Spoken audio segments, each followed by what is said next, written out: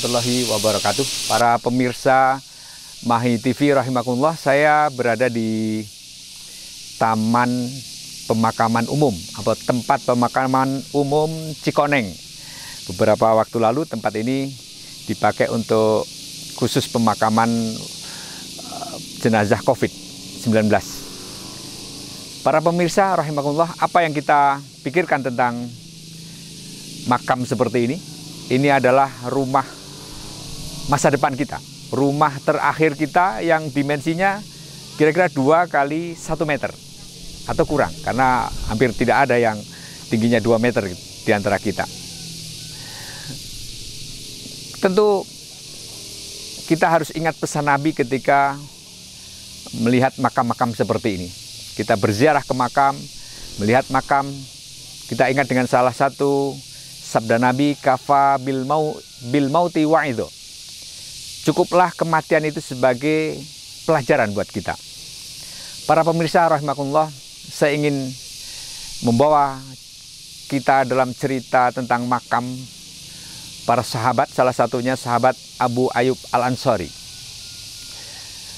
Abu Ayyub Al-Ansari adalah seorang sahabat senior di kalangan Ansor. Beliau orang yang rumahnya ditempati Nabi, dipakai singgah Nabi kira-kira 7 bulan ketika hijrah ke Madinah. Dan singkat cerita, beliau hidup sejak zaman Nabi, zaman Khalifah Abu Bakar, Khalifah Umar, Khalifah Utsman, dan Khalifah Ali bin Abi Thalib. Dan sepanjang pemerintahan keempat Khulafaur Rasyidin ini, beliau tidak pernah absen dari berjihad fisabilillah. Kenapa demikian? Karena beliau sangat rindu dengan menjemput syahid di jalan Allah. Teringat dengan salah satu firman Allah, infiru khifafan wastiqaran wajahidu bi amwalikum wa anfusikum fisabilillah. Pergilah kalian dalam kondisi berat maupun ringan dengan harta dan jiwamu fisabilillah. Oleh karena itu beliau sampai umur 80 tahun masih berminat, berhasrat, dan bercita-cita ingin syahid di medan perang.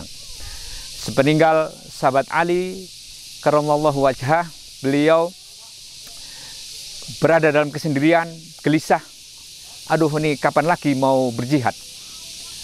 Karena sudah lama tidak berjihad, dan suatu hari ada berita bahwa kaum muslimin akan melakukan operasi jihad ke Konstantinopel yang dipimpin oleh Yazid bin Muawiyah pada masa Khalifah Muawiyah. Para pemirsa rahimakumullah, Abu Ayyub Al-Ansari yang sudah berusia 80 tahun, bayangkan 80 tahun bro, fisiknya sudah tidak sebugar rekan-rekan yang masih remaja, mahasiswa. Badannya sudah ringkih, otot-ototnya sudah menyusut, tetapi subhanallah, semangat dan ghirahnya untuk menjemput fisabilillah beliau masih menyala-nyala, sehingga meminta izin untuk ikut berjihad menaklukkan Konstantinopel. Para pemirsa rahimakumullah, akhirnya beliau ikut dalam misi berjihad menaklukkan Konstantinopel ini. Dan di perjalanan, karena beliau sudah sepuh, ada yang memberitakan katanya terluka atau sakit, dan dalam kondisi sakit parahnya menjelang ajal itu beliau ditemui oleh sang komandan Yazid bin Muawiyah. Lantas ditanya, wahai tuan, wahai syekh, apa pesan Anda jika Anda menemui syahid? Beliau berpesan, tolong kalau saya meninggal, saya menemui syahid, pikul jenazah saya sejauh mungkin oleh pasukan ke tempat musuh. Pikul jenazah saya sejauh mungkin ke tempat musuh dan kuburkan aku di sana, sehingga saya ingin mendengar suara kuda-kuda kaum muslimin, suara pasukan kaum muslimin yang sedang merangsek menyerang musuh-musuh Islam dalam perjalanan jihad fisabilillah. Subhanallah, tabarakallah. Begitulah luar biasanya seorang yang sepuh, sahabat Nabi yang mulia ini punya spirit yang luar biasa untuk menemui syahid di jalan Allah. Saking inginnya, bahkan kondisi sudah sakit pun, sudah terluka pun, beliau masih berpesan ingin jenazahnya itu dibawa sejauh mungkin menuju tempat pertempuran kaum muslimin di medan jihad. Alhasil, para pemirsa rahimakumullah, terjadilah apa yang terjadi, dan kira-kira 784 tahun kemudian ketika Muhammad Al-Fatih menaklukkan Konstantinopel, makam Abu Ayyub Al-Ansori ini masih bisa ditemukan, karena makam ini ternyata dihormati juga oleh orang-orang Katolik, orang-orang non-Muslim di sana. Sering diziarahi, kalau mereka kekeringan, minta hujan, datang ke makam tersebut. Hadirin, para pemirsa Mahi TV rahimakumullah, itulah kurang lebih visi kematian yang luar biasa yang diajarkan oleh salah seorang sahabat Nabi. Kadang-kadang kita lupa berpikir kita ingin mati seperti apa nanti. Mungkin ada yang berpikir masa tuanya nanti tinggal di kampung, di villa, asik dengan ikan-ikan di kolamnya, asik dengan kebun-kebun dan ternaknya, asik dengan burung-burung piaraannya, dan kita mati dalam kesendirian atau ditemani oleh seorang istri. Biasanya begitu, kita berpikir yang indah-indah, yang enak-enak.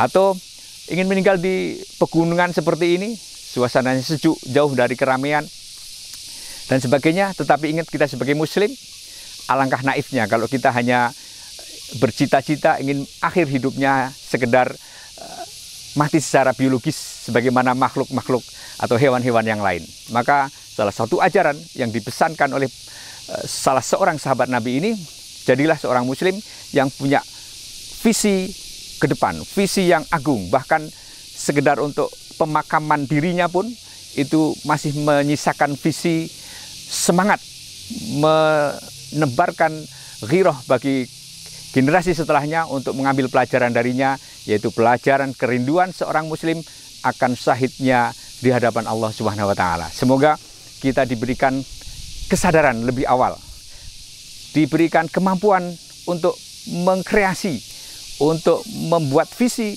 akhir hidup kita nanti. Kita akan dimakamkan di mana? Tentu dalam konteks perjuangan li'ila'i kalimatillah, perjuangan meninggikan kalimat Allah. Karena hari ini tidak ada jihad perang seperti zaman dulu. Nah, hari ini yang tersedia adalah medan dakwah, medan usaha untuk li'ila'i kalimatillah dalam bentuk yang sangat variatif. Sebagai seorang pejuang, pengemban dakwah dalam rangka mendakwahkan Islam ke seluruh dunia, ke seluruh penjuru alam.